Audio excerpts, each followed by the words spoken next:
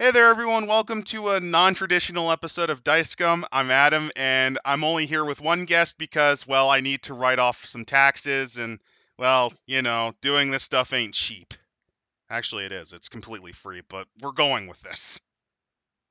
I'm the Diopsid, and I think Mazes and Monsters is a far out game. Wasn't that based on a guy who killed himself because he was gay?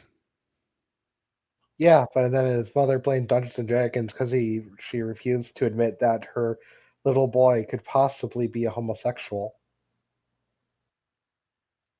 That's sad. So let's just get into the idea for this little series of videos.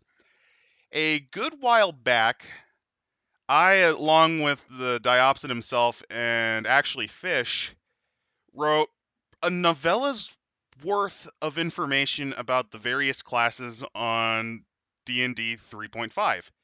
And since there's dozens of classes, despite the fact that I think combined we wrote something like 50,000 words, we still only covered what, a third of it? Maybe half. Yeah, I only myself wrote for one book, but I was the advisor to a lot of the others.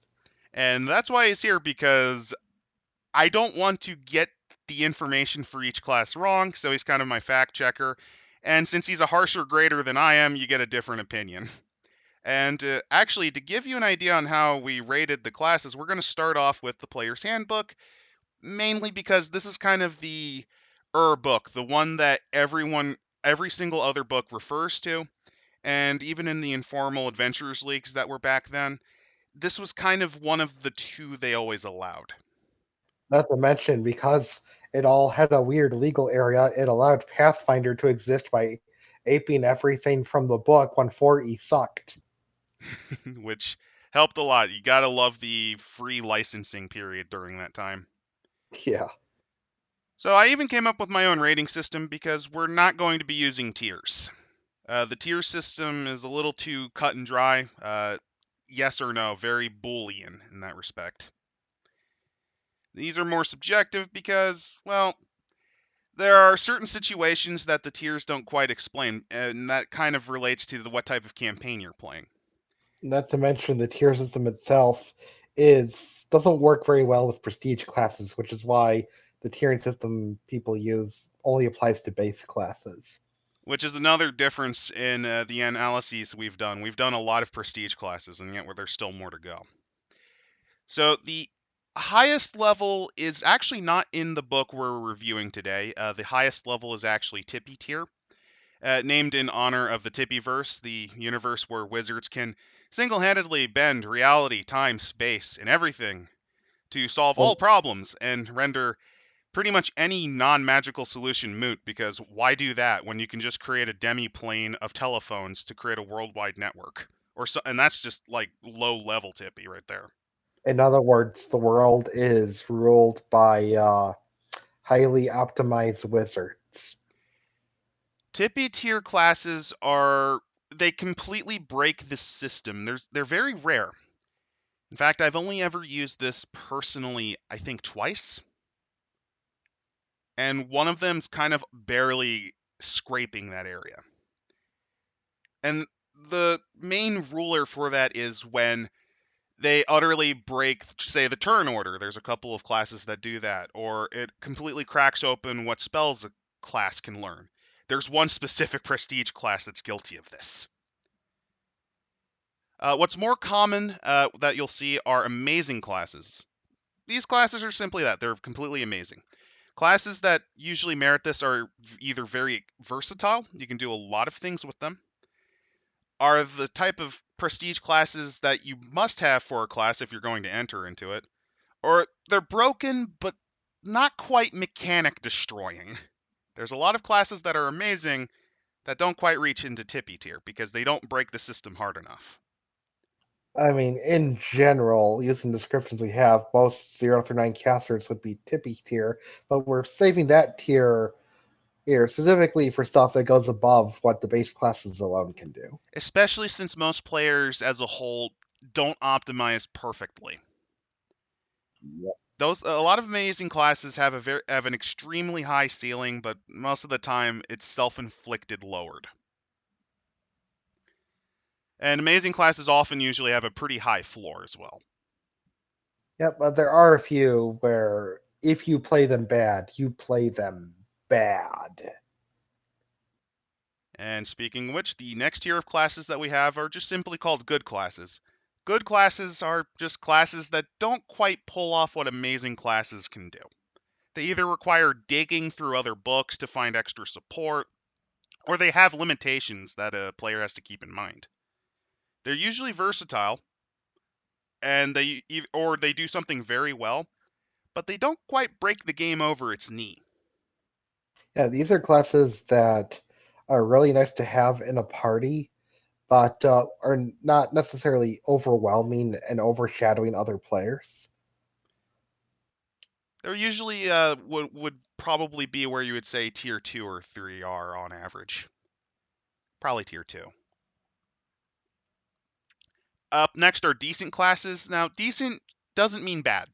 That's something that you're going to have to get into your head. Decent does not mean bad.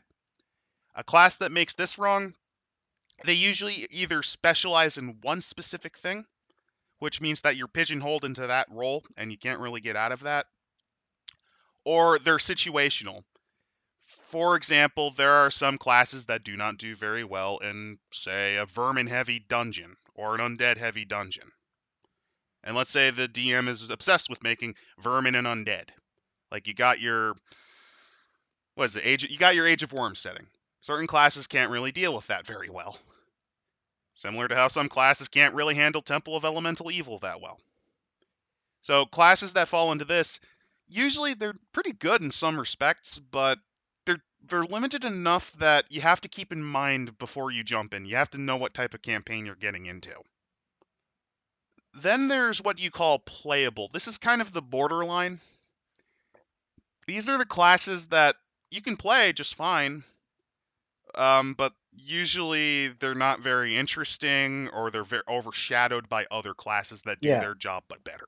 yeah, like you can play these classes. You just need to make sure you're doing your darndest to make sure that they don't fall into irrelevancy if you're playing with any of the classes of the higher groupings we have. In this case, if you're playing a playable class and you're hanging out with say a few goods and an amazing, you might want to look up an optimization guide to make sure that you keep relevant. And then you got garbage classes. These are classes that just fail. They suck. It can be for a lot of reasons, but it's either due to having a very low ceiling, their concept just doesn't work, their skill setup doesn't complement what you're trying to do, or they're so boring you just want to kill yourself. Because there are classes that are that bad. While for many garbage classes, especially base classes, there are tales of people actually having fun with them. Just that if you're playing in a group that knows the system really well, you pretty much need to know the system as good as or better than them in order to feel like an actual party member and not just a lump sitting there in the background. And then there are two more special ratings. The first of which is a level beyond garbage. There are some classes that are just plain terrible. Either it's because their power output's really low, it actively makes your base class worse if you pick it for like if it's a prestige class, or the concept fails. You don't really feel like you have any agency. There are some classes that go even worse than that. And those classes belong to a specific class that at some point we'll get to, but not in this episode, the Truenamer class, which is named after the infamous Truenamer. Yeah. True Namer, a class so good it gets worse as you level up. This is a very special tier of garbage. These classes tend to be so completely bad, they're actually memorable in how bad they are. With True Namers, it's they get weaker with each level, just due to the way their mechanics work. And there's a few classes that actually match them. They're very rare, but they match them. And as for prestige classes, in all cases that of those classes, they deservedly earn it because they not only take your base class and make it worse, They actually, if you decide to go through all the way, which is another kind of qualifier for how I rate these personally, you actually become useless as you go through it. Yeah, there are just some prestige classes like they're written up, and it's really hard to figure out what class the was meant to enter these because all of them just get worse no matter what type of combination you use. And it gets even more amazing because usually those types of classes have very insane bars to enter, which is another thing we'll get into. Not this book, but others.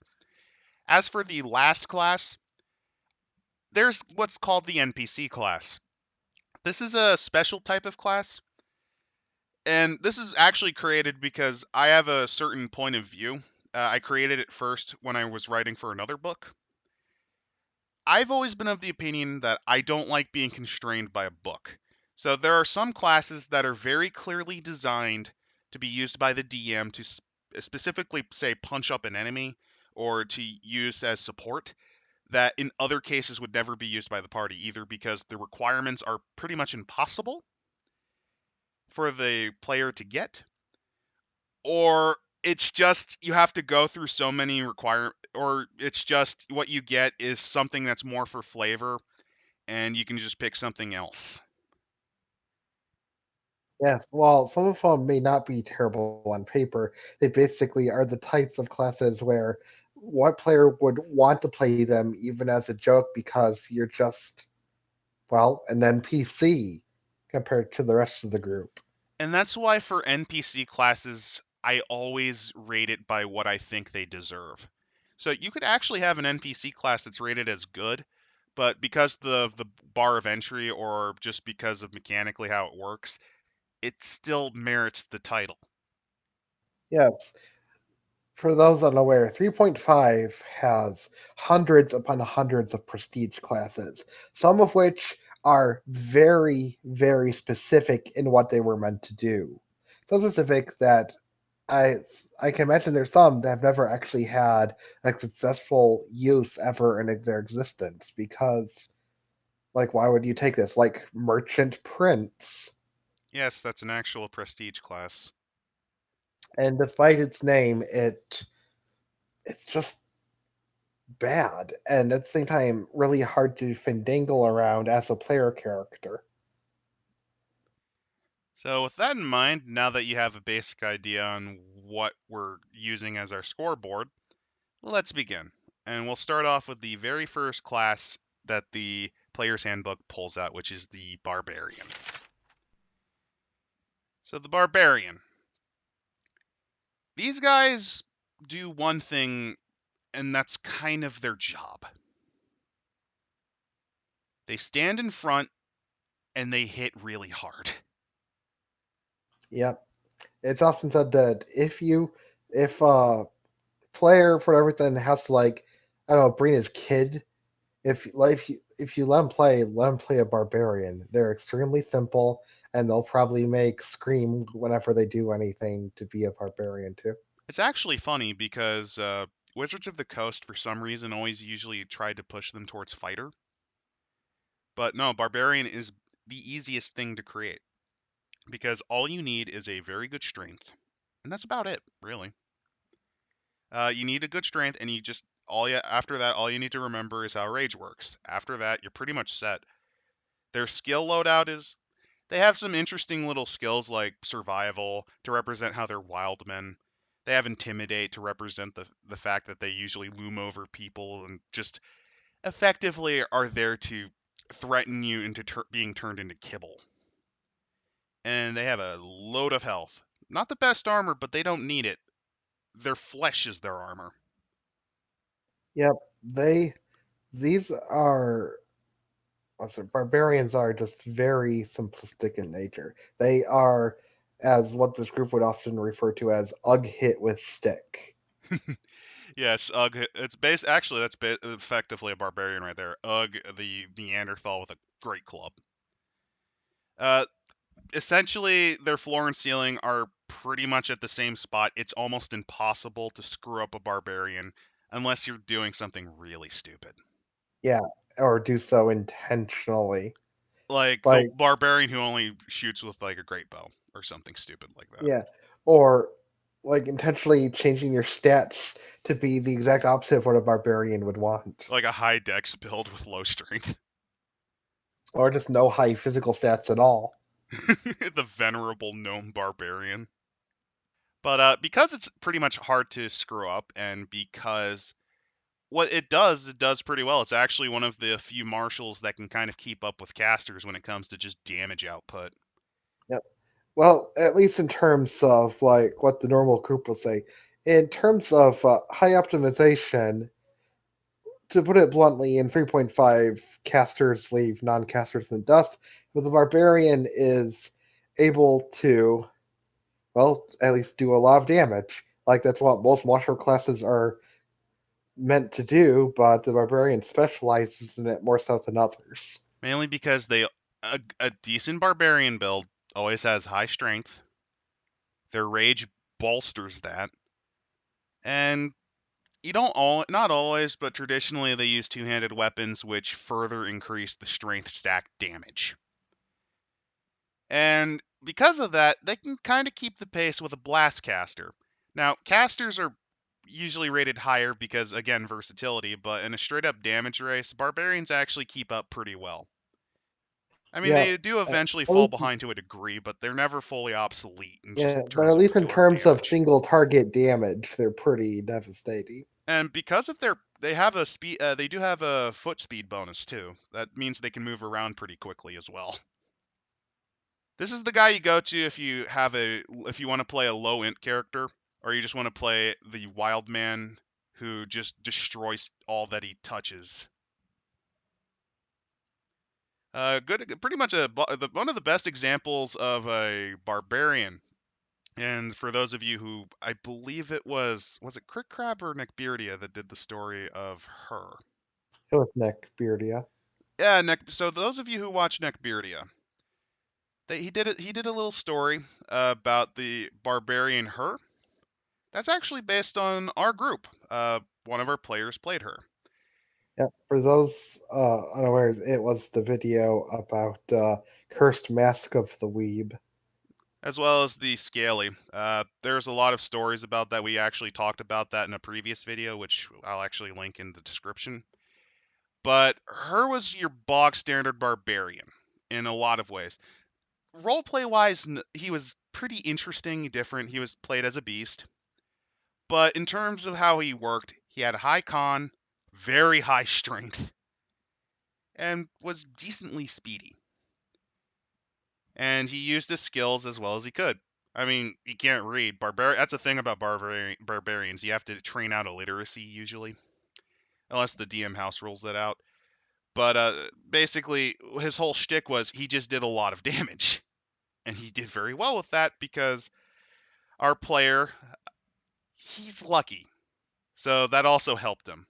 But her's probably one of the better barbarian examples that we had. And anyway, we're getting long into the tooth just on Barbarian. So as a rating, I personally would rate it decent because it has one role that it excels in pretty well. You're kind of limited in terms of outside of battle application unless you try to think about it a little bit, what they would do outside of just being the raging monstrosity on the field.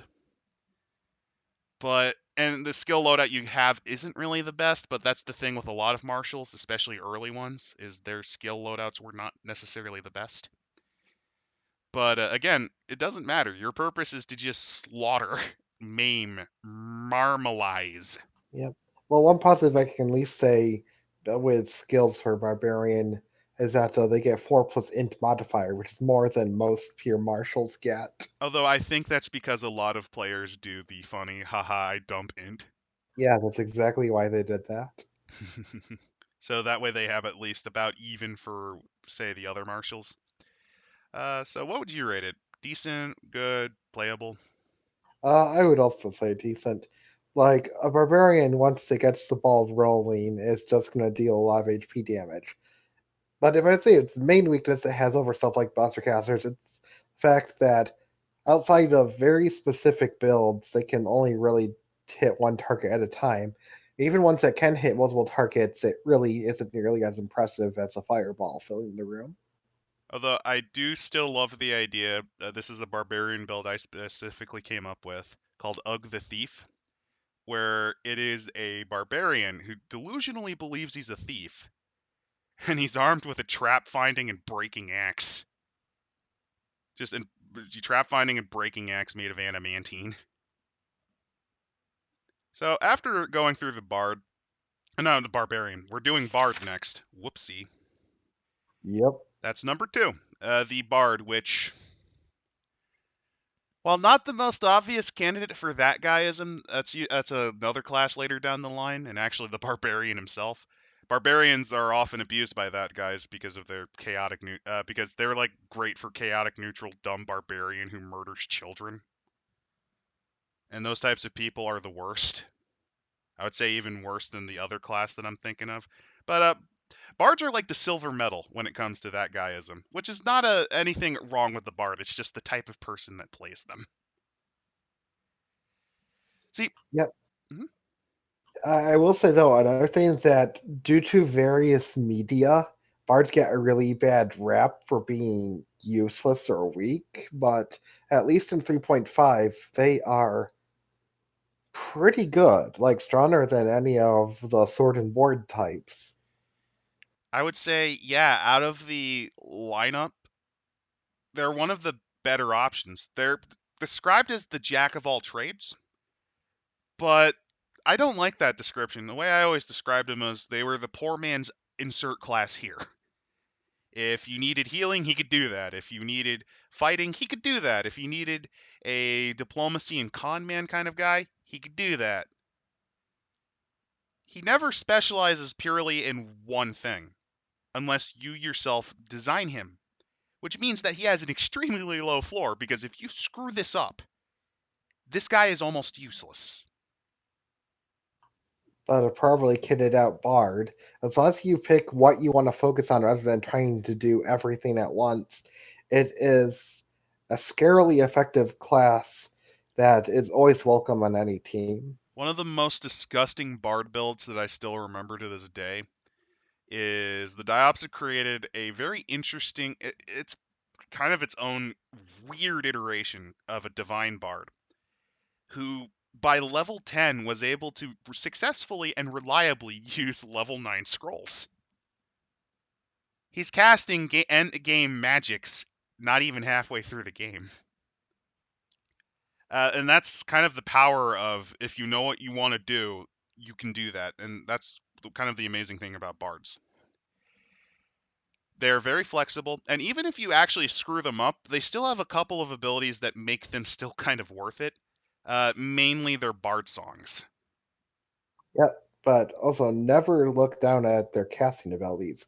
While they don't get level up to level 9 spells like they do in 5e, they do get 1 through 6 spells and a lot of very interesting and in many ways exclusive options. Yeah, that's weird. Um, Bards probably have one of the weaker spell lists in terms of, if you're just using the player's handbook, which is core the SRD. It's not that they're weak, it's just their best options are actually not in there. And one of my favorite spells that a bard gets that almost no one else does is a thing called Instant of Power. Well, what's that, you ask? Let's say you're attacking a target with pretty good AC or good touch AC, and you miss by, say, 2. Like, your number you're rolling for is 18, you roll a 16. The bard can instantly jump in and say, no, that didn't happen that way. He hit. Because Instant of Power allows you to add a +4 circumstance to any roll. Skill Well, not check, any roll. not every roll, but a lot of It's rolls. specifically attack rolls, damage rolls, saving throws. So in battle, let's say you're about to get killed by the green aspect of prismatic spray. Well, you can just say no. If you fail it by only about 2 or 3, he can turn it so that you don't turn to stone. So that's one of the spells that isn't in core, but it's one of their bard's better ones. Another Yep, good one for bards, especially, is the one called Glibness. They have a variety of very interesting yep, spells. that Like, one's actually a core spell. oh yeah, that is, yep. But they have a variety of interesting spells. I believe they get freedom of movement as well. Yeah, a lot of stuff gets freedom of movement, a lot more than most people realize. Yeah. They have a very wide variety of support, debuffing, even direct damage spells. They're very, very flexible when it comes to that. When it comes to some non-core spells, some of their level 6 spells are extremely devastating. While it's technically 3.0, since it's compatible with 3.5, there is a very interesting spell called Fanfare, where basically you lose in many ways. It's a massive debuff where the saving throw for it only negates the least horrible aspect of it, which is minor damage. Which, But again, you have to rely on the DM okaying 3.0, but since they're compatible most of the time, I don't think they say no. yeah, also come on, you're a level 16 bard. Why can't you have something like that? Another good thing about bards, by the way, is they have access to, and I mentioned this, they have access to use magic device. Combine that with a spell they do get, which I believe is called Magical Savant, Yep. which It improves their ability to use magical device, and they can pull any spell, either divine or arcane, right out their keister and just use it. Yep, for those specifics, it is a spell that gives a flat +4 bonus to use magic device, and if you have 7 or more ranks and use no, it's either seven. No, it's I think it's 10 or more ranks to use magic device. It's around there, You yeah. can take 10 on the checks. Which means you don't have to worry about failures anymore. Yep. To give you an idea, use magic device is the only skill in 3.5 that actually fails on a 1. So being able to negate that, and by the time that you get up to rank 10, that means you can reliably pull out scrolls and wands that are higher level than your own casting ability, and actually that of your own party.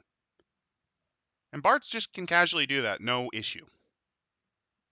I know rogues usually are what are seen as the most common class to use magic device with, but bards do it a lot better simply because of that spell. And because of that flexibility, yes, you do need to know what you're doing. For example, if you're going through the Temple of Elemental Evil, probably do not bring an illusionist bard. That doesn't go well. But once you have an idea on what might be the best path for what you want to do, you have a very reliable second string caster that can also do melee in a pinch. He does everything that you need, if not as well as a dedicated person for that job. Which the best way to describe a bard is he doesn't shine by himself, but he's amazing backup. And that's why I'm rating him good. Yep, I have to agree with that. I just wish that bards didn't have such a bad rap in the media. Like, oh, one thing they're just going to play a lute behind the rest of the group and be useless. Yeah, most people forget that he actually can use a variety of weapons. And if it's not a lute, it's usually the rapier that people think of, which isn't the worst idea. Yep, but they can also use stuff like short bows and long swords, and are proficient in the normally exotic weapon, the whip.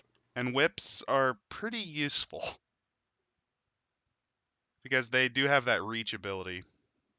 Yep, they aren't really good for damage, but they are good for tripping and disarming foes. Speaking of speaking of amazingly good ideas, up next is I think it's not your favorite class, but it's one of them. Well, it's more because it it's very malleable depending on your what you do. Say hello to probably the second most broken class natively that came out. Say hello to the cleric. So I kind of already spoiled it, but clerics are just plain amazing. Why is that? Well, clerics aren't just the healer. Quite a few people, not all of them, but quite a few, just use them as heal bots, and they're very good at that. They're very effective. But what makes them truly effective is they don't just heal. They have a variety of amazing spells that allow them to do things such as summon extra minions to keep pressure off of the party. They can summon range touching weaponry, divine weaponry from their gods. They have a variety of support spells, debuff spells, area limitation spells. You name it. The clerics probably have it since they have the second biggest spell list in the entire game. Clerics also are actually pretty sturdy.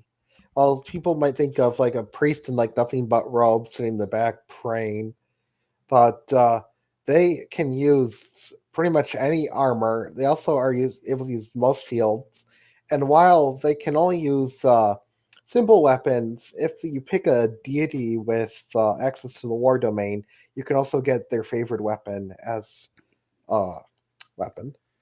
Which leads me to another variant of cleric that people might remember. It's much less common than the heal bot, which people want, known as the dickbag cleric, where they specialize completely in their war domain and effectively serve as a more potent.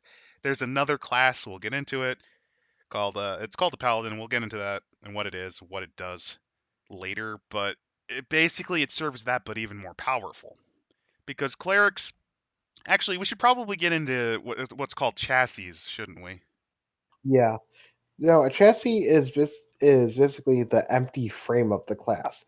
It is its hit die, points, base attack bonus progression, saving throw progression, And and its proficiencies. the way those work include the HD for a cleric is 1d8, which is pretty solid. That most standard classes have this kind of level. Those that are neither specified towards casting or specified towards being up in the front. Base attack bonuses, which is the +2 hit if you're attacking with a weapon, is actually an interesting calculation that the Diopsid showed me. For a martial class that has a good base attack bonus, it is equal to their level if it's a class, or to their HD, I believe. Oh Yep. no, their CR, right? Mm, For the full BAB, is it CR or is it their Yeah, HD? it's equal to basically their level in the class. Okay, so CR, I think. No, I was CR is including calculated. monsters as well, just for Well, those in well, the. well, for monsters, it would also include their HD. Okay, so that's another aspect. Then you have average BAB, which the cleric has, and that's calculated at 2/3 their level.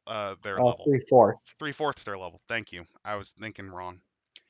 Then last you have poor BAB, which is half, and that's actually there's quite a few, mainly casters that have this. Clerics start with average, which means by the end of it, they should have 3 attacks because every 5 you gain another attack. But those that specialize in the war domain, they gain a spell, and even those that don't, they gain a spell that was a divine power, which just gives them full BAB. Yep, on top of a bonus to strength. I Which will say that the previously mentioned Bard also has average base attack bonus. which isn't a bad thing because you can usually surmount that with the right setup. Does it limit you a little bit in stand waiting into melee? A little bit, but another thing about clerics is they can equip all armors. That means they can also equip the heaviest stuff, plate mail, Well, full plate. full plate, yeah. Which there's ways to kind of cheese that with light armor, but there's a certain satisfaction in just being able to wade in full plate, enchanted full plate, and just smash people with your mace. Yep. Clerics are, compared to the Bard and Barbarian, pretty light in terms of class abilities. All they get is Turn and Rebuke and Dead at level 1, and everything else is mostly just related to their spells. But one of the things with their spells is that on top of their normal list, they get access to 2 domains, which are kind of like the portfolio that whatever god they worship governs over. Like, for example, Palor covers glory, sun, good. Healing. Yeah, basically, if you want to go to the traditional Healy priest type, Palor is usually the god to worship. But if you want a battle cleric that wages Anorus is a war, good one. yep. That's But actually the most common one.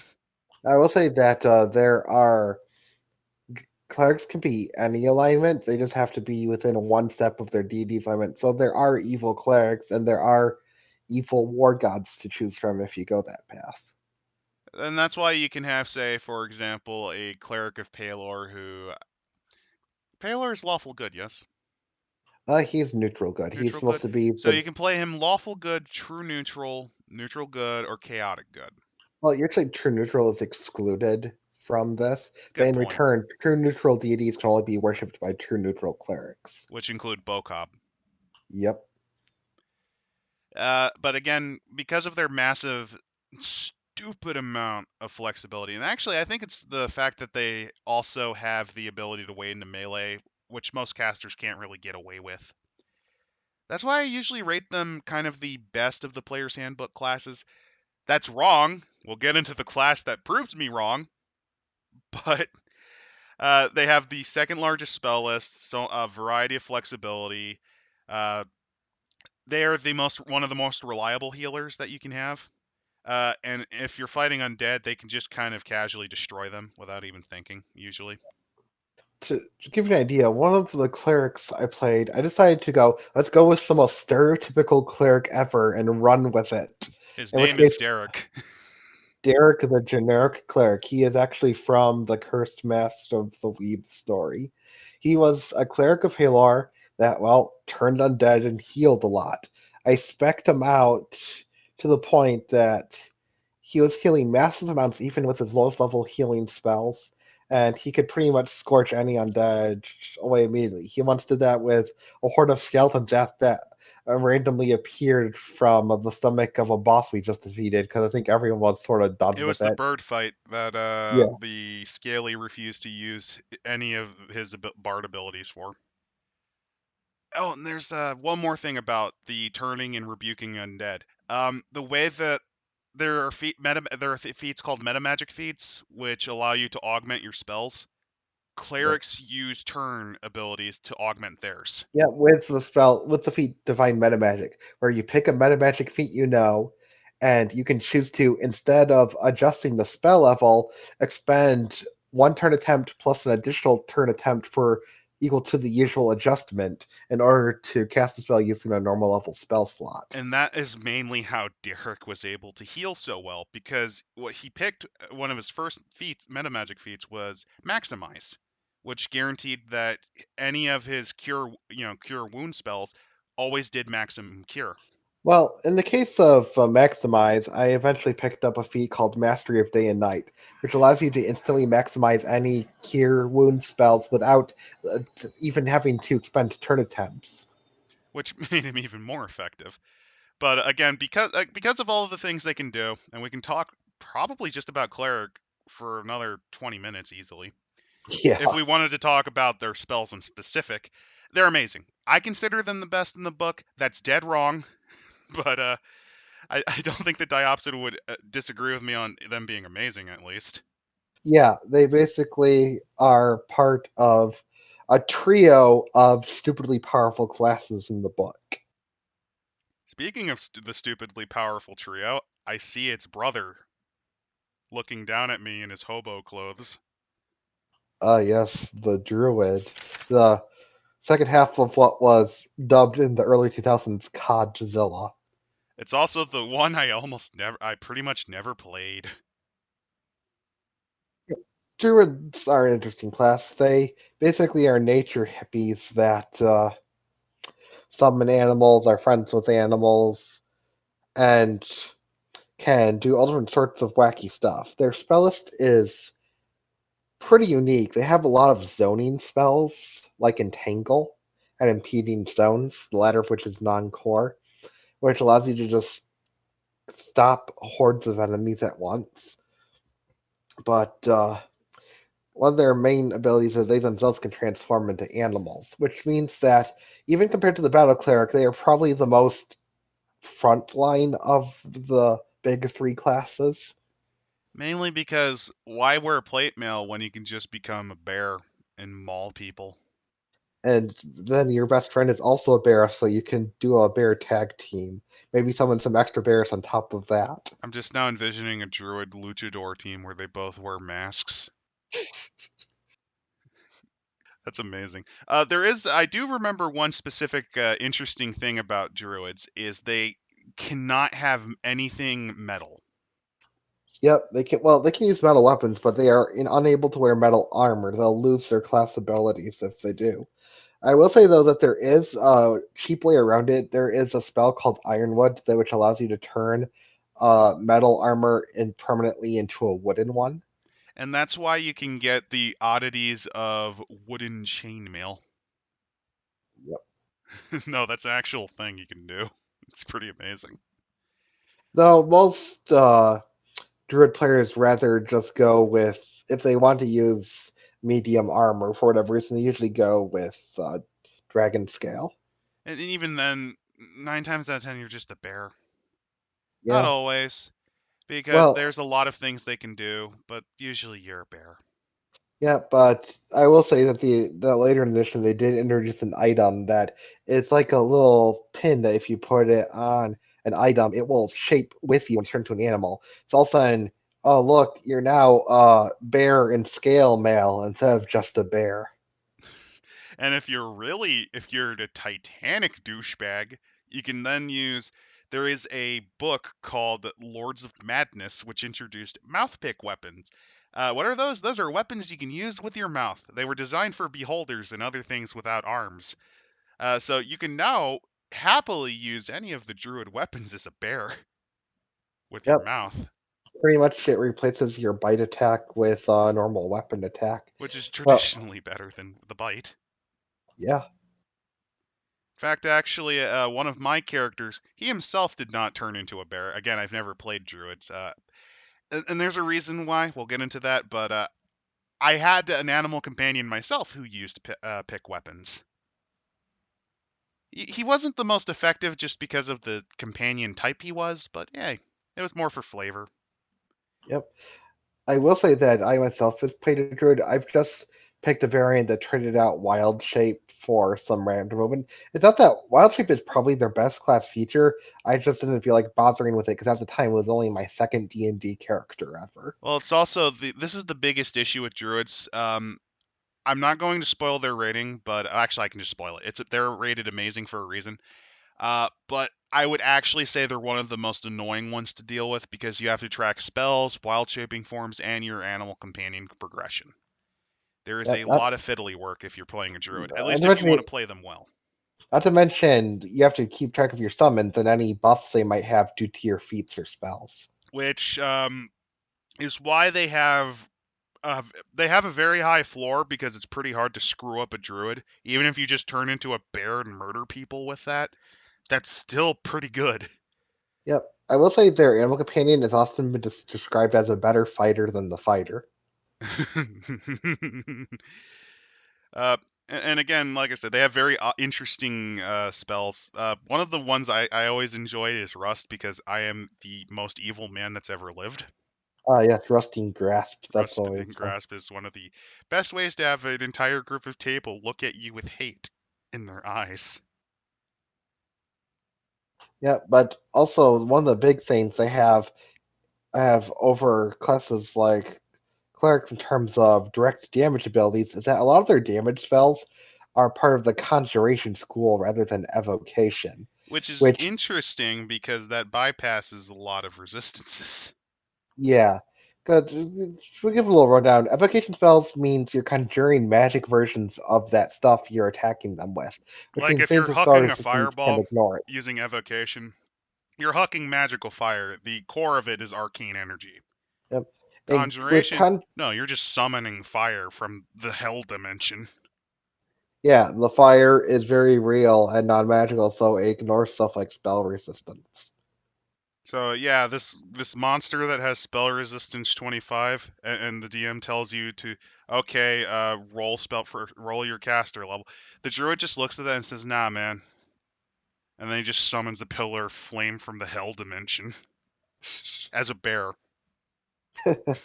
Oh yeah, because right in the player's handbook, their most broken feat is available. It's one that allows them to cast spells while wild shaped as an animal.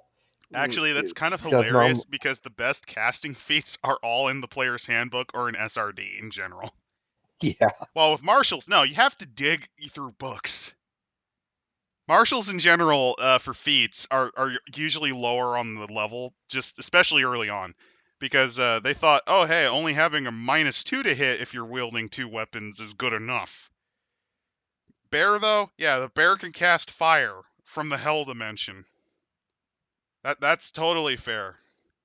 In fact, one of the designers and testers and one of the main projects had actually said, we probably should make this magic stuff even better, or the marshals even worse. His name was Monty Cook.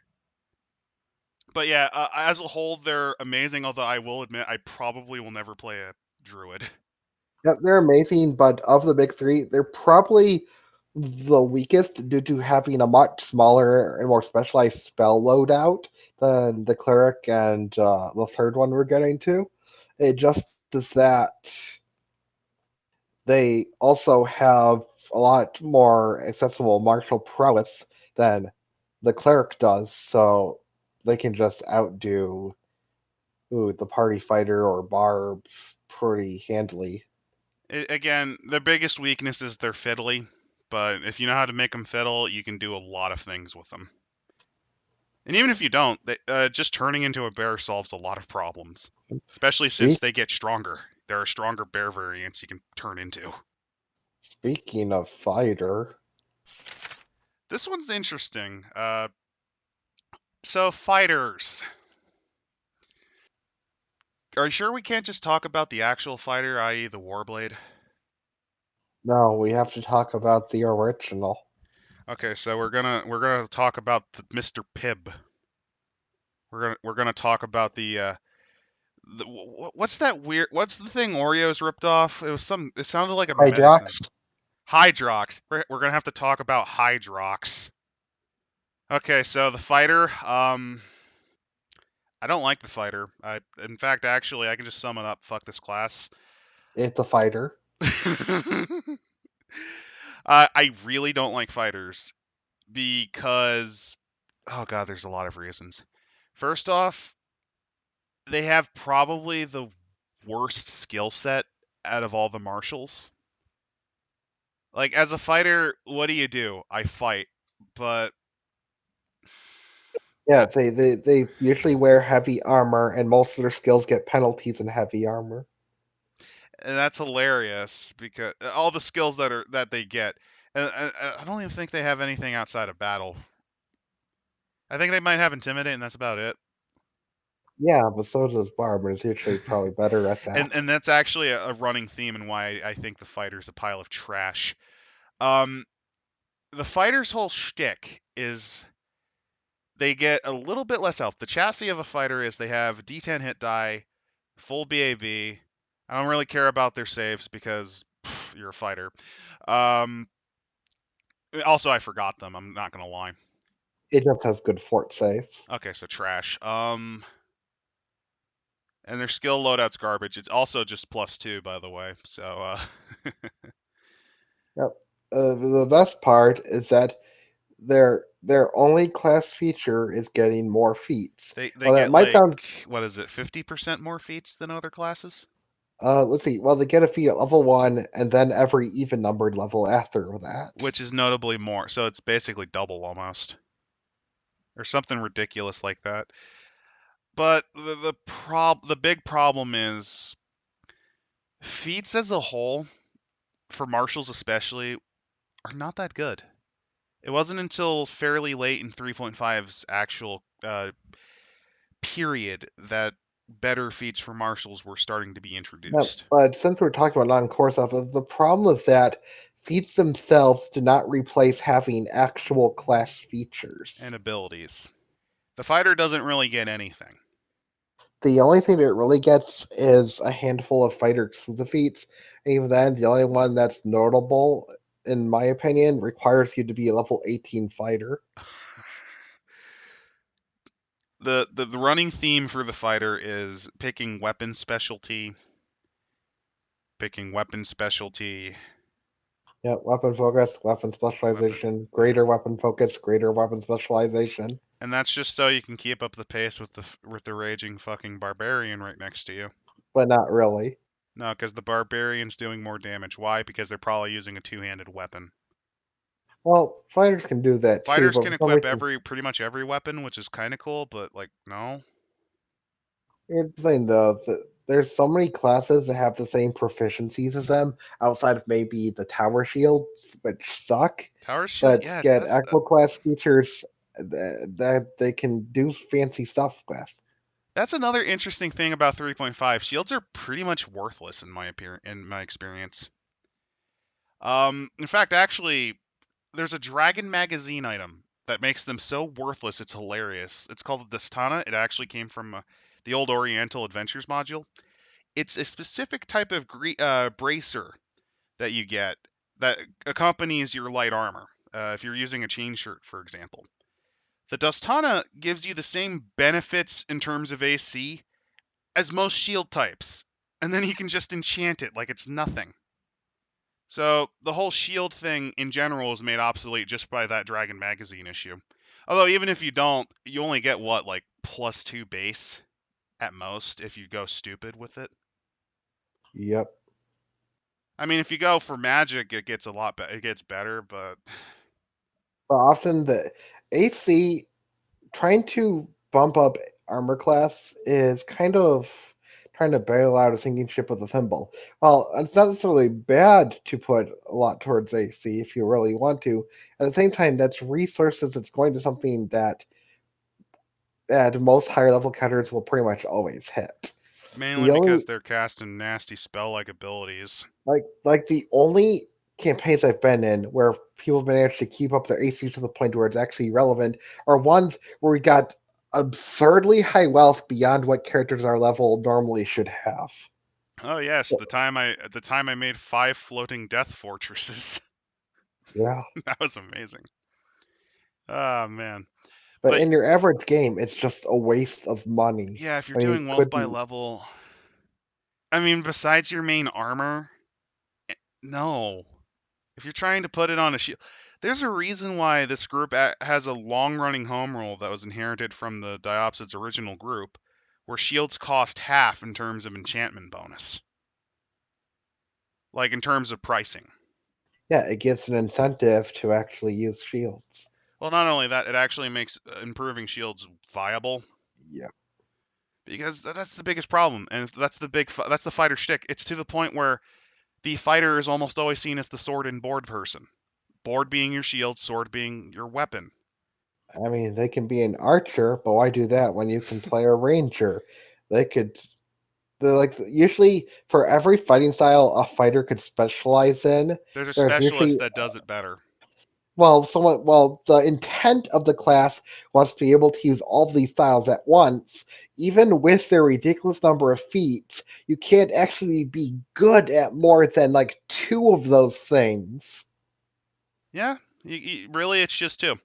And the thing with the fighter is to keep up, you're going to have to actually probably only do one, actually. Yep.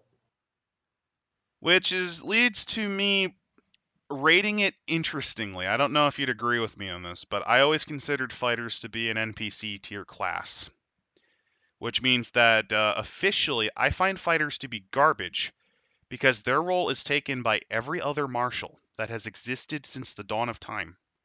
Range? No, you pick the ranger. Melee? Barbarian. In terms of complexity, it can't even be seen as the easiest because that also goes the barbarian.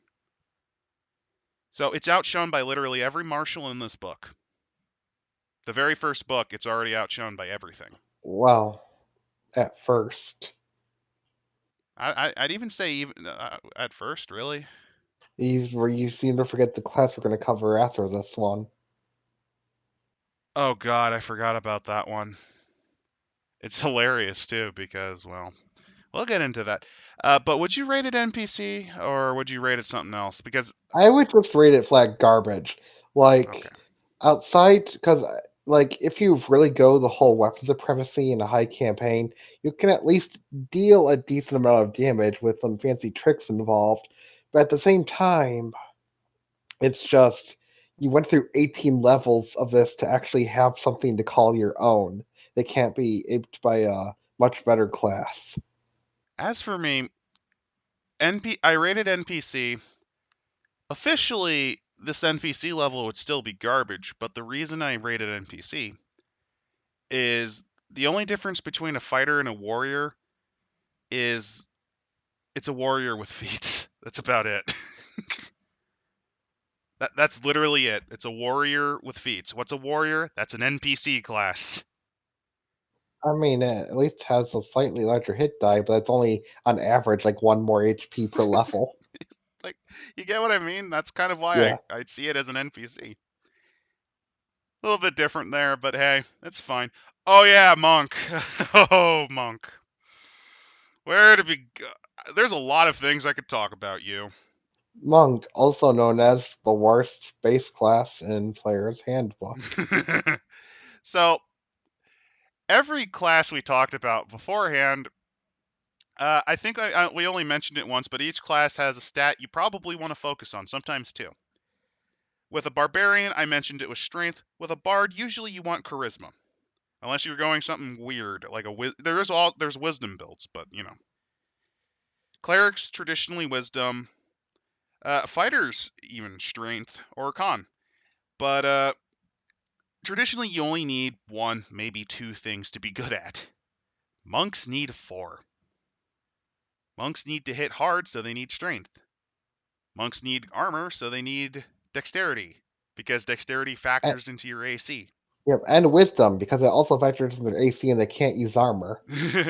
Yeah, because monks, to represent their Oriental style portrayal, they don't wear armor. Speed is their armor, as well as their internal enlightenment. So, to represent that, they also have wisdom, so their wisdom bonus applies to that, as well as their monk abilities. And Yep, last but but not they least, they don't even have a good die pool because the monk chassis is very much your kind of average build. In fact, actually, the monk chassis and the cleric chassis are almost the same, the only difference is that they have all three saves are good, rather than having because clerics have bad reflex saves. which is a slight improvement, but not by much. And as for what a good and bad save is, a good save is half level plus two. Bad save is one third the level. So if you're like a level one monk, that's why you have that plus two to all your saves. While if you're a cleric, that's why you have a plus two in all but reflex, which is zero. And why you don't get a plus one until level two. No, level two, level three. Had a bit of a brain moment. Mainly because I'm looking at the monk. Oh god. So yeah, monks need four good stats. On top of that, monks don't even get a full base attack bonus. They only get average, which means you don't even Uh, get four attacks at level 20. they also get ability flurry of blows supposed to be death by a thousand fits, where they get extra attacks in order to, what at lower accuracy. Which could be cool, but average base attack. And there's a class that already does that. I'm not even kidding. It's called the Ranger. They get that too, which means they don't even have the two hits at the beginning or the extra hit. On top of that, their monk-like abilities are very situational and or worthless. Yeah, or sometimes contradictory. Like one that gets that's good if they stay still, while they also get the ability to teleport once a day. There's also the arrow catch ability, which I can't even rate it as a trap. There are certain abilities that are trap abilities that might trick you into thinking it's a good class. They get a weird self healing ability that heals them 2 HP per level, only to themselves. To give you an idea, there's a class that has a pretty mediocre heal ability, but it's still noticeably better for due to the completely different calculation for it. Yep. And they also just completely random stuff like, oh, look, you can suddenly speak any language at like level 17. Oh, hey, you're ageless now. You'll die of Yeah. old age, but you'll look young forever. Like you can take less falling damage if you're right next to a wall. And To give you an idea, the Diopsid has never seen a monk do this until let's just say, okay, I'll spoil it. I played a monk in Once again, Neckbeardia's video. I was the monk in that campaign. So the monk that I played him because I had very, very amazing luck on my stat loadouts. I think my lowest stat was a 13. So I had nothing but good rolls. I had extremely high dexterity, very good strength, great con, decent wisdom. So I could actually get away with being a monk. I had the stats for it. And I went even weirder. He was a dex build, mainly because I figured I needed AC, so why not give myself weapon finesse, which is a feat that you can use to count my fists' accuracy to the peg to my dex, which was my strongest stat by far. yep. I will say though that eventually he went into a prestige class that was like a monk cleric hybrid. And we'll get into that when we get into, I believe it's in Complete Divine. Yep. But yeah, and this is another weakness for monks that I have to highlight. Their best abilities you get by level 6. The abilities that you're most likely to use are there by level 6. Yeah, large. They get stuff every level, but it's completely random and disconnected and not at all synergistic with each other. By the way, fun fact, I am the only monk that Diopsid has seen that actually used the slow fall ability. Yeah, it's one of those abilities that you kind of forget exists because it's so bad. I was falling from a dying dragon and we were in a town, so I just used the building as my back thing. So Because it's one of those abilities where, oh look, a wizard can use Featherfall at level 1. So yeah, monks their their very construction was wrong. Their very design is wrong. There are too many abilities you need to make sure they're good. What you get doesn't complement each other at all. Oh, and here's a big fuck you. You have to stay lawful. And if you choose to get out of monk levels, if you choose to like pick something else, you can never go back into monk. Like if you decided to go back in, what you're stuck with what you got. So why would you want to go back to monk? Good point. And but the way I usually rate these things are based on if you're a maniac that wants to go through the full Monty. My monk didn't bother to do that, so because of that, I went with it being complete garbage, even more so than the fighter. The only reason I didn't rate it NPC is because this one at least has a variety of abilities that, make them kind of unique, but in the wrong way. They're Yeah, memorable. yeah, they're pretty garbage. They are a very weird class that not only flavor wise seem kind of out of place with European high fantasy of the other base classes, but at the same time, they also just are all over the place in terms of they get a lot of abilities, but all of them are completely useless and weird. And there's also the matter that you can actually they're completely obsolete because technically, if you felt like it, you could just couldn't you just play a ranger that specializes with the unarmed damage boost feat for their fists to do Yeah, the yeah, same thing? yeah. You must have to make sure to pick up superior unarmed strike at some point, but other than that, yeah, there's You could literally just do this with a ranger with 2 feats. And this is just we're using only this book. If you actually want to play a monk, there's another class called Sword Sage. There's an unarmed variant for it, which is basically the monk, but actually as it should be. but you want to know who the best unarmed fighter is? Druid. Because he can just turn into a bear. Ah, yes, the class that I think actually has the worst rap, despite the fact that it's completely unmerited, the Paladin. Yep, the paladin. Well, I wouldn't say it was a good class. It at least is. I guess it has a lot of interesting stuff going for it, but it's a class where it needs a lot of tender loving care in order to not be completely overshadowed by similar classes like cleric. And that's mainly just due to its construction being a little bit wonky and Well, also its best spells aren't even in the core book.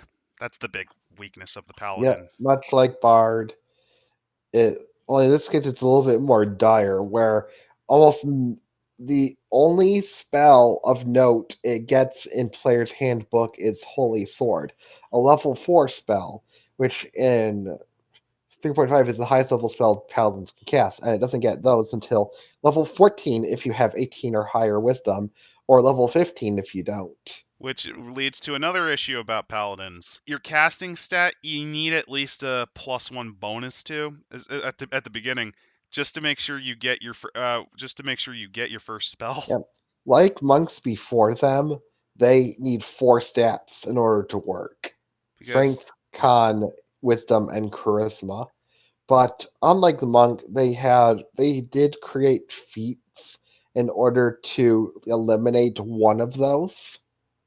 For example, there is the I believe it's Zen cleric build, not Zen, the Zen variant where you just turn everything to wisdom base. Yeah, there is the serene Charismatic, feat which serene, paladins can yeah. take at level 1, which makes all of their paladin stuff, even their class abilities that are based off of charisma, based off of wisdom instead. You could also do there's also charismatic, which does the same thing but for charisma.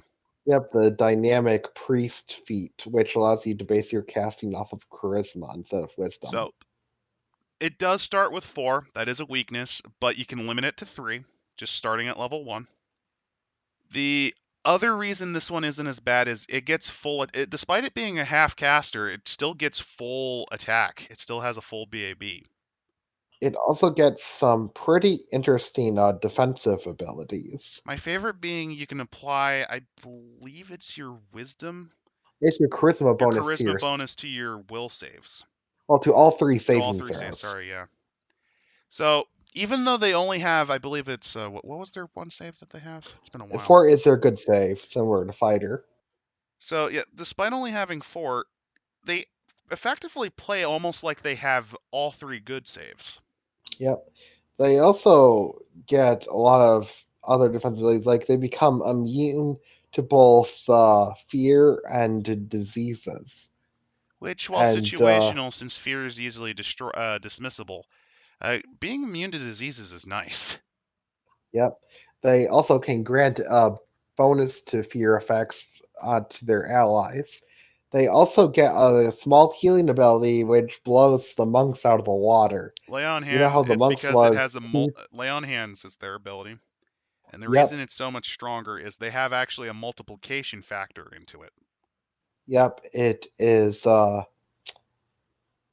their paladin level times their charisma modifier instead of just monk level times 2. Which allows you to actually have a decent little reserve. It allows them to heal in pinches, Yep. They also get a magical horse, which can later be upgraded to other types of rideable animals. which you can treat as Pokemon style evolution, or you can do what a lot of people do without realizing and just leave them to starve to death in the woods. In this case, you leave them to starve in the celestial realms. But, there's angels there. I think they'll feed them celestial carrots or something. No, they're being sent to the Celestial Glue Factory to make Bibles, to make the glue for Yep. binding Bibles together. Well, while we're bringing up mostly defensive abilities, their main bread and butter is their offensive ability, Smite Evil. Which is a very strong attack they can do. Where I believe it's you add your paladin level to. It's been a while. I've played a paladin. Yep. It's your paladin level to hit. No, it's your charisma to hit and your Charisma to hit paladin and level to paladin level for damage. damage. Okay, yeah, I'm dumb. To give you an idea, my senility here is actually why when I played a paladin, he was so catastrophically bad. He may have been, his name was Varuna, and he was the worst designed character I've ever made. A, because I decided to be stupid and actually have him also spec in archery. B, the bow I created was very badly designed. And C, just to have a little bit of light, I didn't know what smiting did until level 19. Yeah. One thing I should note is that paladins, their spells are normally useless, but there is a non-core spell, I mean non-core feat they created that makes them definitely worth using called Battle Blessing. Battle Blessing is how Varuna, despite my crippling ineptitude, was still not the it was not the worst character in the lineup. Yep. I Yeah, what it does is that it allows them to cast their standard action spells as a swift action and their full round action spells as a standard action. This basically means that with this feat, they can cast a spell and hit someone in the same turn.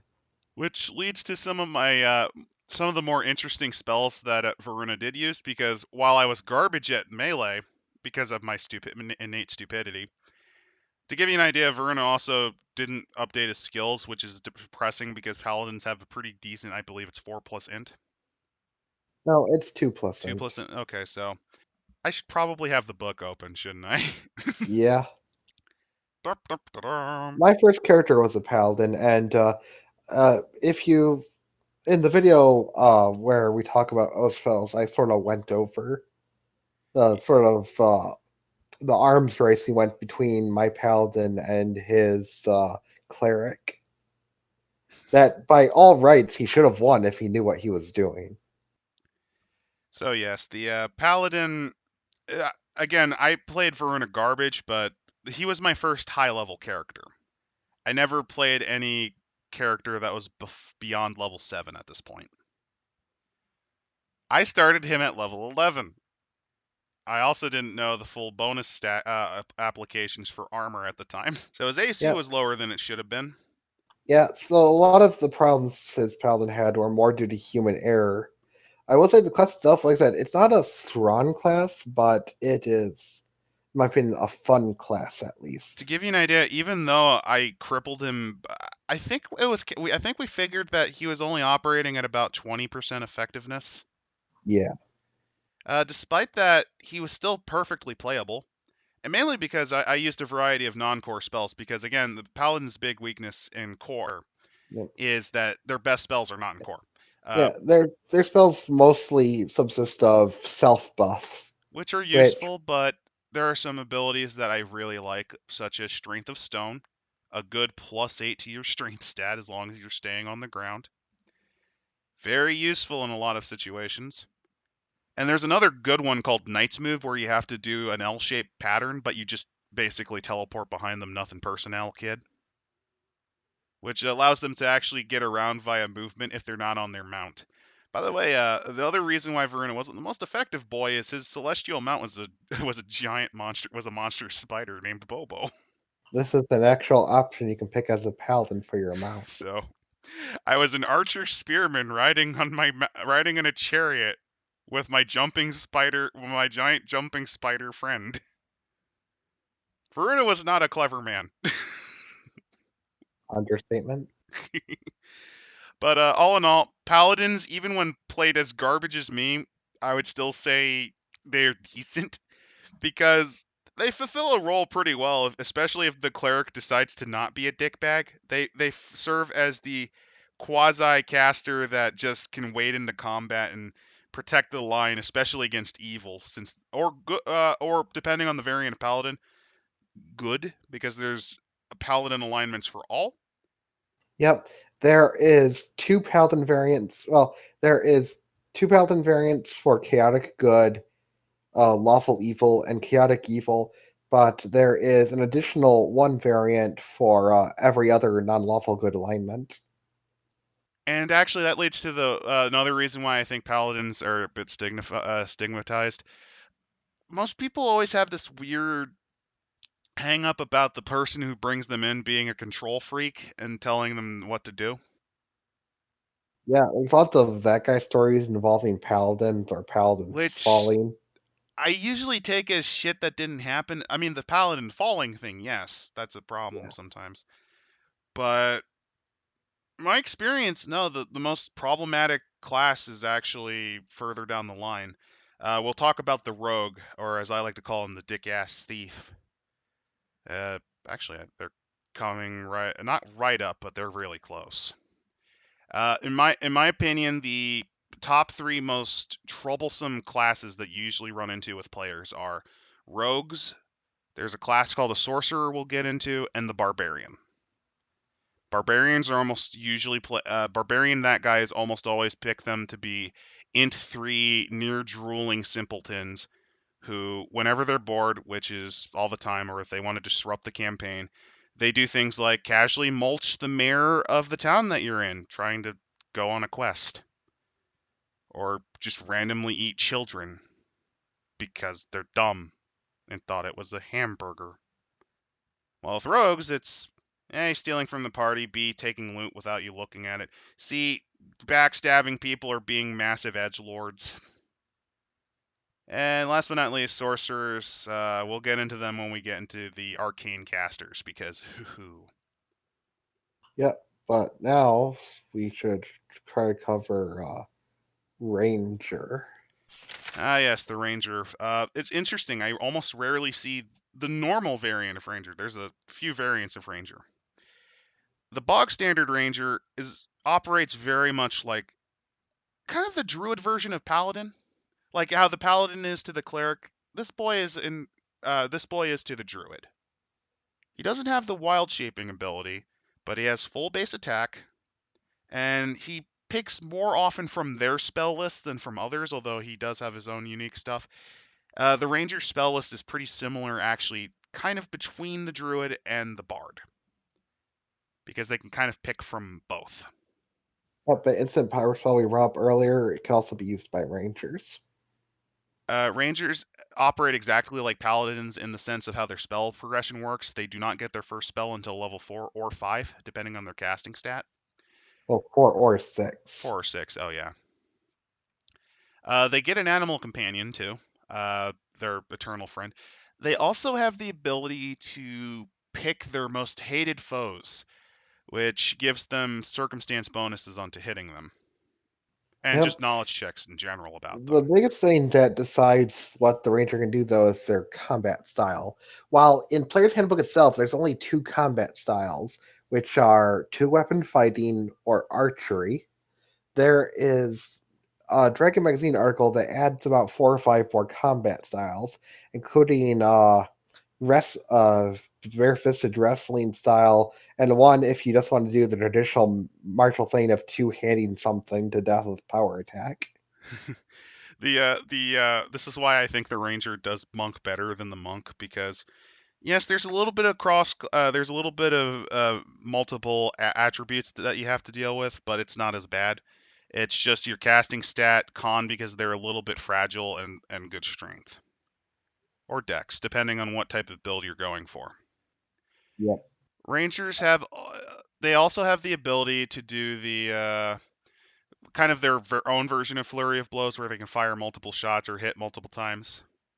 Yep, and while there is no version of Battle Blessing for Rangers, instead the non-core books gave them a lot of swift action spells, so they can still cast and attack the same turn. And that's another commonality they share with the paladin is that yeah, their best spells are usually outside of core. Not always. Yep. There's a lot of good core ones for them, but Yep. traditionally. Yeah, the biggest thing they got from the Druid spell list Hand Me Down as well as Entangle. Or impeding stones if you're going out of core. Uh, Yeah. so the ranger, this is the standard ranger build. It's very paladin like. The one I'm much more familiar with is there's a variant called Mystic Ranger, which front loads the spells. Yep. Basically, they gain access to level 0 and level 5 spells, and gain spells about the same rate as a sorcerer, where they gain a new spell level every even numbered level. Up until level 10 when they get 5. And And they then they get just far get more more spells, charges. but in return, they get fewer favored enemies. Their combat style gets moved back a few levels, and they lose their animal companion. The reason I know these are Mystic Rangers are a very good class if you're going through early to mid game, and they're very good, very good at entering prestige classes with. Yeah, because you basically got 10 levels you could care less about where you could just dabble in whatever you want.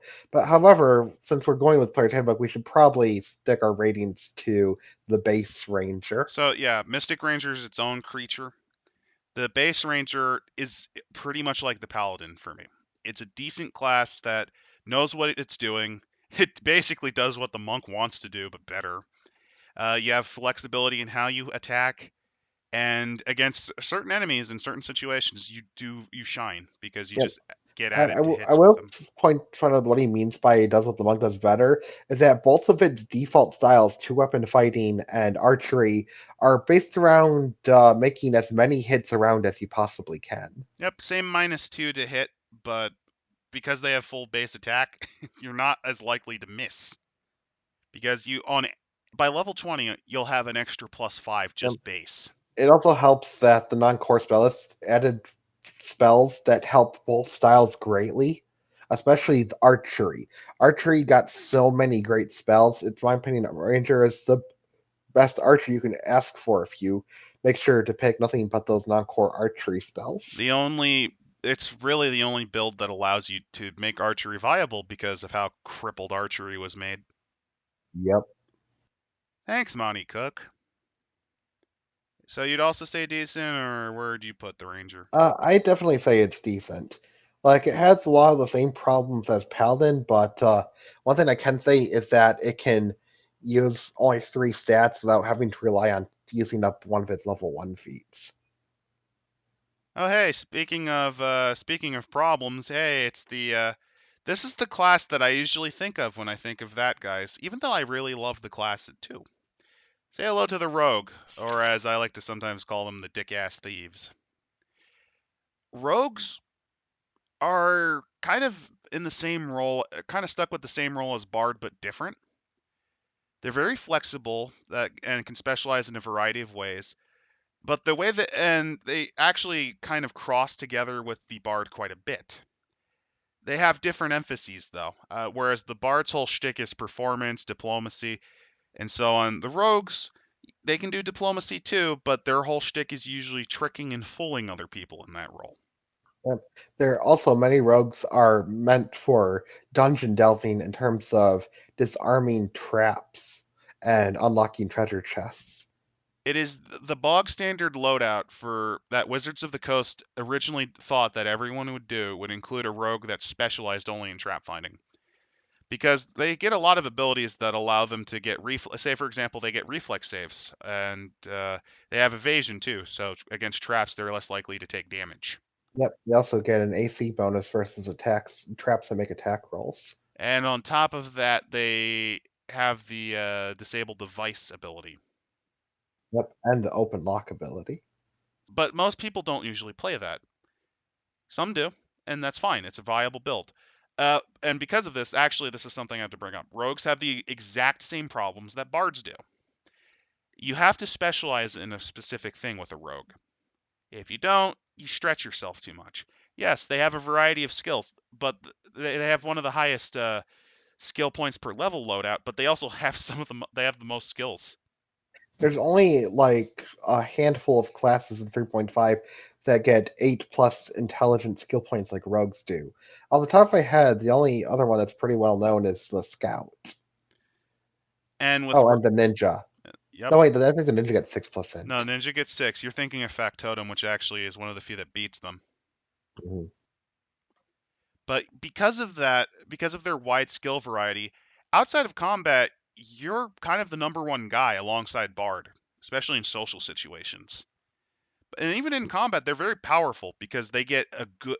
Because even though they usually are traditionally equipped with daggers, they gain a really nasty ability called Sneak Attack, which works whenever they're flanking an opponent, as long as they're not a specific enemy types like constructs or oozes, where you can just add extra d6 damage as you stab them in the spleen over and over again. And this applies to every deck. So sometimes people try to like take two weapon fighting and similar feats in order to get almost double the sneak attacks in a round. Which has its benefits and disadvantages. I mean, if you spec in two-handed fighting, rogues are one of the best options for that. Rogues Yep. also, again, like bards, get use magic device. These are the guys that you usually think of that's like, don't worry, I got this, and the wizard starts showing off their magical might, and he just pulls out like a scroll of power word kill, and they just drop dead. I will say one of my favorite things about the rogue is their special abilities that gain at level 10 and every 3 levels are at there because you can sort of customize what class abilities your rogue has. And that's another cool thing. Again, the biggest weakness is if you don't know what you're doing, you will get a complete mess of a character. Yep. While there's normally only a set amount of special abilities you can choose from, like the Ranger Fighting Styles, Dragon Magazine, and I think Complete Scoundrel introduced a lot of new rogue abilities to choose from. What were they called? Sneak tricks or something like that? Well, they're just simply called special Oh abilities. yeah, special abilities. Oh yeah, and because of use magic device, this leads to a very hilarious situation. You can wield a +5 lawful weapon as a chaotic evil rogue. Yep. I will also say that one of the special abilities allows you to take 10 on skill checks. With this, they can sort of do what the Bard can do with Magic Savant, just a little bit. Just a little bit better in some cases because you can apply it elsewhere. Again, rogues, I would say they're a great class. That's not a rating. It's good. I don't think it quite breaches into amazing, mainly because the bard kind of does what they do, but kind of better in some cases because again, casting is a very powerful multiplicative effect on classes. Any class that gains casting is usually better than one that doesn't. Not always, Hello? but since rogues kind of operate how bards do, they're not quite amazing because you have to know what you're doing. That takes setup, but it's always nice to have a rogue in the party, especially if you have a party of dum-dums that don't know how to diplomacy. Yeah. I still think they're not anywhere near as good as bards, just simply due to the lack of casting. So where would you put them then? I'd put them at decent.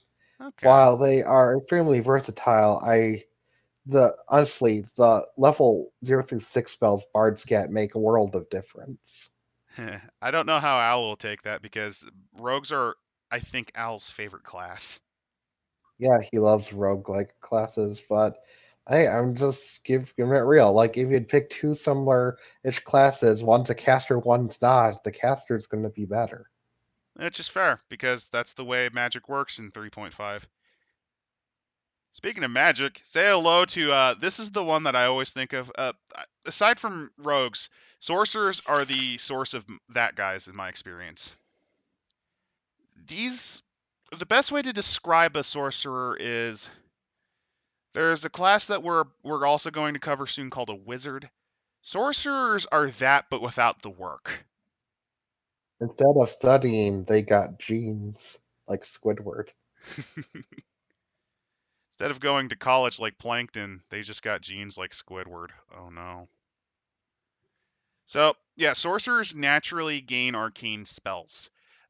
They pick out their list traditionally as they go along.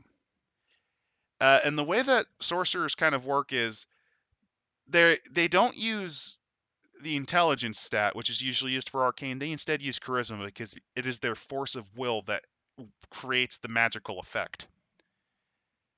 And one of the things about sorcerers are because of the ease of use, they get their spells a little bit later than the wizard. But in exchange, they also have more slots to use. It's kind of an interesting trade off. Wizards tend to learn spells first, but sorcerers can use them more often. Yep. But I will say that as we mentioned earlier, this is not one of the big three. It is so basically how it works is at 3.5, spontaneous casting is in most instances much weaker than prepared casting because you only have access to a small selection of your spell list instead of potentially having access to your entire spell list depending on what situation you're getting in. So let's say, for example, there's Tim the wizard and Jimmy the sorcerer. Tim can at any point choose to, say, put up Kelgor's firebolt, grease, and anything else from his wizarding book. But Jimmy, he picks Kelgor's firebolt, but he can't pick grease. But he can't use grease because he didn't pick it because that's what he's limited to. The spells that you pick are what you're stuck with. Meanwhile, Tim can at any point just go through his entire grimoire and go, "Oh yes, the flesh melting spell I have," and just cast it. While Jimmy has to hope that he can use it. later. Well, Jimmy has to make sure he has to pick it, otherwise he doesn't get it. Wizards have hundreds of spells. Sorcerers usually only access what, like 20? I mean, don't get me wrong, it's cool. Any sorcerer pretty much can be custom made to do what to do. Like you have a lot of choice in what you want to do as a sorcerer. But at the same time, your loadout, once you set it, you're stuck. Yep, you have the potential to do anything like the big three, but you can only do a handful of those in the end. And the trade-off is you can do it more often than the wizard can, and but you also get it later too. That's the other weakness. Yeah, But these guys are most often used by that guys that just like to huck fireballs. Like I just burned down that orphanage. I just killed the king with a fucking prismatic spray. like they usually Just are turned the guy almost inside out. most sorcerers I've played with are always played as really twitchy with no kind of self control. Yeah, they just kind of huck fireballs. Most for some reason, sorcerers are almost always just evocation builds. I don't know why. There's a class we'll eventually cover at some point in a future episode that does what they want to do even better, but no, they always go to sorcerer. God forbid they use something like, was it transmutation or conjuration? Yeah, they can do a lot of interesting stuff, but just that for some reason, when people pick sorcerer, they always go with the evocation route. It's dumb. Like there's a class that specs in that's also a spontaneous caster. We'll get into them later, but conjuration kicks the teeth out of that. Because again, you're summoning normal fire from the plane of fire to lay waste to your enemies. And even then, you don't even necessarily have to specialize per se. Just pick the best spells of whatever schools you want to use. So yeah, I Because mean, if you just want to spec in a dude that just, I don't know, teleports around and trips people all day, just pick Grease and like variety of plane walking and shit. That's the cool thing about sorcerer. Yes, your spell loadout is limited, but since you have such a big list to pull from, pretty much unless you play the exact same way, your sorcerer is not going to ever be completely the same. And actually, a cool thing is, as you progress through, yes, you're limited in what you can counter with, but as the campaign progresses, you can actually make sure you pick up spells that can help you around certain situations that seem to be common. I will also say that there are some non-core spells that are exclusively for sorcerers, as in wizards can't learn them, and they are extremely powerful, especially if you have dragonic blood. One of Because that's the which, most common kind yep, of lineage. one of which is Winds of Cover, where you basically nope off of taking any negative effects from a spell or effect. And if you have dragonic blood, you can also shield allies along with you as an immediate action. All in all, I'd probably rate them good. They don't quite breach amazing because they're just a little too limited to make it into that spot. Yeah, they're good, but that's saying they're limitations compared to the amazing classes. Also, Uh, the fact that you don't get your spells as quickly, it hurts at certain points. yeah, Also, last but not least, most of the players who seem to want to pick Sorcerer, no offense to those who do, I think I only ever met like two people that weren't completely fucking brain dead that didn't pick that picked Sorcerer. hmm All right, let's leave it off with the last but not least class. This is the one that I'm wrong on it not being the best because wizards mechanically based on what they get are the best. yep. They have access to the largest spell list in the game. Like Sorcerer, as long as you have a little of extra change, you can technically, using the standard wealth by levels, get access to every single wizard spell ever published in 3.5 by level 20. Especially if your DM's a dum dum that makes sure that all those spells can be transcribed as scrolls and are not just something you have to research yourself. Yep. Especially if they forget that the spell book that you have only can store a certain amount. Oh, you just need a lot of spell books Yup. with extra dimensional space. If you're a level 20 wizard, you can afford stuff like that. Yeah, I mean, at level 20, you could just make a book with infinite pages, basically. Yep. But the wizard is can do well anything you put your mind to. Mainly because out of all of the spell lists, arcane, the wizard spell list, the arcane spell list, the best way to describe it is I think the cleric's amazing. The wizard has twice as many spells as the cleric. Like Yep. even if you add all the domain spells combined to the cleric's list, wizard is twice that. Yep. And while its chastity is a lot weaker, it actually is it barely feels with the right spell loadout for a wizard, you'll barely feel your poor chassis at all. To give you an idea, there's a reason why there's a common running gag that once you get past a certain level, it basically just becomes was it rocket launcher wizards, Wizard rocket tag. wizard rocket tag. Where at that, I mean, just even using evocation alone, you can do ridiculous things like 20d6 damage. Yeah, but even then, That's not by even the if you're a level nastiest 20 thing. wizard, doing HP damage is probably the least horrendous way you could kill My something. favorite one is actually destruction Yeah, but yep, or imminent unfortunately, implosion. well, unfortunately, implosion is exclusive to clerics and death masters. True, but But that which they is got their own level 9 instant death spells, lots of them. Pick from a variety. We got like a dozen of them. power word What type of kill. What is it? What are some other great ones? Prismatic spray, where like half of the options are just death. And even then, you can just pull nasty shit like Deadly Lahar, Deluge. I will say that wizards have the option to eliminate two schools from the spells they can learn, or just one school if well, basically can eliminate two schools in order to specialize in a single school, where they get an extra spell slot at each spell level that can only be used to repair spells of their specialist school.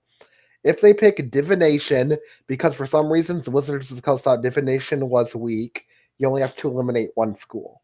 And divination, well, it's probably well, none of the schools are particularly terrible aside from maybe arguably necromancy to a degree. And even then, it has a lot of very useful spells. I'd have to say illusion and enchantment are the weak Illusion, yeah, ones. illusion's even weaker. Yeah, I the thing is that the reason why it's because all the 3.0 playtesters always chose divination as one of their axed schools, so they also banned the ability to axe divination because people thought that banning divination meant, oh, basically get some extra spell slots without losing anything of note. Which is dumb because divination, I would say, probably is like the third worst skill. It's like in the middle, pretty much, because It's one of the better ones because you can remember one of the best like tippy level wizard things you can do is scry and die tactics. oh yeah, where you just know instantly where they are and you just You destroy study the them. foe, find out all their weaknesses, and then once you get everything repaired, instantly teleport next to them and have the whole party gank them. Another cool thing wizards can do, and it's one of my favorite things, is just make an army of ice assassins. Yep, it's pretty costly in terms of experience and gold, but hey. Not if you have exp sponges set up ahead of time. Just an army of ice assassins just specialized to kill this one guy you fucking hate. If you're wondering what an ice assassin is, it is a duplicate made of ice that experiences nothing but raw destructive hatred towards the thing it's impersonating and will destroy with all of the abilities and talents of the original. Yep, it's pretty cheesy. It's probably one of the this usually cited as one of the most broken non-core spells ever made. And wizards can just pull that out. Like, I mean, after a certain point, you do need more spell books, but then you just enchant your main grimoire to just kind of randomly reference from the other books in your library. Oh yes, Ice Assassin. If you're wondering how spells work, basically it's a level per. Each level of spell requires one more page to represent the journal notes and the arcane diagrams. Yep. I will say that unlike druids and clerics, they do not just instantly know their whole spell list. They gain more as they level up. They get well, at first level, they gain 3+ into level 1 spells and automatically know all wizard cantrips. Because and if you look at their little grimoire, the idea is basically these are just kind of universal spells that any dummy worth a shit knows how to do. Yep. But every level they get two spells of their choice to add their spell list, but they can get more spells added to their spell book via scribing from scrolls or other wizard spell books. Which is why one of the most rewarding things for a wizard, especially if you beat another wizard, is to just loot their fucking spell book. Pretty much. And unlike clerics and druids, because it's not a divine caster, it also is not limited by spells with alignment components. By the way, the reason why the playtesters, not the playtesters, but the designers thought wizards needed more buffing was because, oh no, because they're arcane casters, they can't wear armor because it inhibits the motions.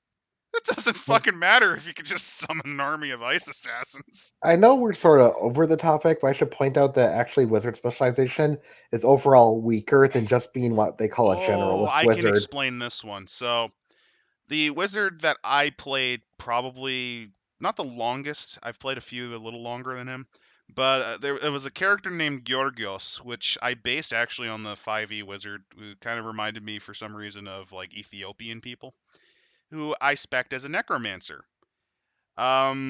Necromancy is good at single target debuffs and just crippling an opponent. Not so good if you fight large mobs, which is what we usually faced. Yep. Usually the way a necromancer fights mobs is with his own undead mobs. But because of the gimmick that Georgios was trying to be a good guy, I didn't use undead aside from as porters. Yep. He also played as kind of the poor man's cleric because for some reason didn't we lose our cleric? Yeah, and the DM house ruled in some homebrew arcane healing spells that had downsides to them. Basically, he the best way to describe Georgios was he was kind of the occultist from Darkest Dungeon. That's actually how the healing worked. So what would happen if you were unlucky is the person would fail their fucking will save, and I think they would actually get like a 1 HP bleed for a couple of rounds. You could Yeah. heal literally 0 damage with the spells that I had, so I was a very unreliable healer. In retrospect, if I was going to spec Georgios into healing, which at the time I wasn't thinking of that because that's another problem with wizards. Uh, well, it's not a problem. It's a problem with all classes in general. If you don't know where the campaign's direction is going, it can lead to some interesting things. Yeah, it can lead to your character that you set up being completely useless, especially if it's due to changes that happen partway through. And yeah, that was the issue with Georgios. The nature of fighting kind of became multi group mobs that just kept surprising us. So Georgios could not actually get distance to use his spells. So after that, I just played him like a freaking cleric, basically. I mean, he was still pretty good. It's just that's not what he was designed for. His whole shtick was to debuff and then heal after fights, And even then, you have to remember that my psionic character also did a lot of the healing which too. helped so much. Well, again, technically psionics are SRD, but we're not getting into those classes until far later. Yep. Not because psionics are bad. A lot of people have this weird idea about psionics being bad, I feel but like they have the idea due to them misreading stuff, they believe they're the most broken thing ever. they're not. When they're actually leagues weaker than 0 Oh, through don't 9 get me classes. wrong. When they decide to burn their powerpoints to what they legally can do, because there's an upper limit that people keep forgetting. Uh, yeah, they hit hard, but then they're done for the rest of that fight. Yeah. So yeah, all in all, wizards are I consider them the second best just because I really love the flexibility of clerics, but that's a freaking lie. They're the best. They're amazing. Technically, they could actually make it into that hypothetical tippy tier, but I again, that's a Because, special rating. because Emperor Tippy's scenario was based off of wizards being wizards. Yeah, but the only reason I didn't put them at tippy is mainly because they don't completely destroy the actual internal rule Yeah. system. And not to mention, there's very few people that could actually, well, even with the terms of the DM, you can't get away with being a Tippy wizard. There's this point where the DM just tells you to go fuck off and then summons an avalanche elemental that just keeps hucking rocks on you until you die. What's their HP? Oh, I didn't write The it down. It's the infinite, dude. the worst part is that even though you said that, I could already think of at least three different ways a wizard could bypass that using mechanics. Even though my response is infinite HP, you can't kill it. Have fun. And then my response is that who says HP damage is the best way to kill that? Infinite stats. Have fun. Yeah. Okay, so we're going Lady of Pain route. Yeah, infinite stats. Avalanche elemental. No, Have fun. they're not statted. They're If it not doesn't statted. have stats, it cannot be killed. Actually, no, it does have stats. It just reads. It just reads. You're dead. But yeah. All in all, the player's handbook is for what it introduces you in class wise. It gives you a variety of pretty solid starters. There's a couple of really bad classes, but at the time, since it's like the first book they made for the edition after they tweaked 3.0, they didn't know they were that bad. It took them years to realize how bad fighters were. Yep. And they never really But fixed Monk. They basically just gave up on it. I mean, they kept occasionally trying to do something like give him cool prestige classes or like abilities, but it's Monk. You can't really fix that. So yeah, like I said, all in all, it's a yep. pretty good demonstration of what the average D&D kind of book offers for you. Yep. And for those wondering if thinking something's missing, for those that are 5e players, oh, Warlock was introduced in 3.5, but it was not a core class. It was just one of the most popular non-core classes ever made. It also is, not again, too much spoilers in case we ever cover it. It is very different in 3.5 than it is in 5e. Also in 5e, the fighter situation's kind of the opposite, where they're one of the strongest classes, The weakest one in 5e is often considered to be the Ranger. which is interesting. It's actually kind of weird. It reminds me of the old joke in the first issue of Order of the Stick, where was it Belcar gets nerfed. Yeah. You could actually just apply that to 5e. It's like the same comic would work. The same little Yeah. bit would work. Oh yeah, I got updated. Let's see what happens. Instead of his knives getting smaller, they just disappear. But it was just a little. I hope you had fun with us going through this in a rambling kind of car wreck kind of way. Don't know what book we're gonna cover next. What do you think? Hmm. Well, should we start with what was technically the next book after that, which is Miniature's Handbook, or maybe the sequel, Player's Handbook 2, or maybe we could cover the Prestige Classes and Dungeon Master's Guide? Okay, I don't want to do the Dungeon Master's Guide because there's a lot of there's a lot of bad stuff in that thing. Yep. Let's do the miniatures. That actually allows me to introduce the what I think is the true Blastcaster. If you're going to do that, the War Mage. Yep. And also, it introduces the only truly weak 0 through 9 caster, but it's still one of my favorite classes for weird reasons. Because there's a certain setup you can do with it, which makes it actually pretty good. But it's you have to do that setup, otherwise it just kind of makes you feel like your soul escapes from your body. Pretty much. Actually, no, there is a class in the miniatures handbook that also does that effect, but you can't really fix that. Yeah. We'll get into that one. So I hope you had fun, uh, and I hope you have a great day. Yep. See you later, folks.